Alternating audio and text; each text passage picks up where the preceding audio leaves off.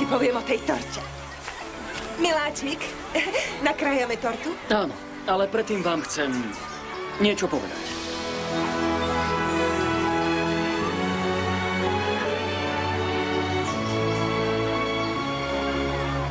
Viete, my s mamou sme boli iba dvaja.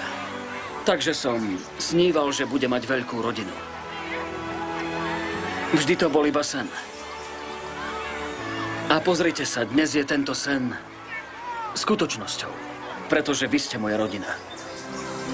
A chcem vám povedať, ďakujem, že ste tu, mám vás rád. Veľmi rád. A teraz si urobíme rodinnú fotografiu, nie? Poďte, poďte, poďte.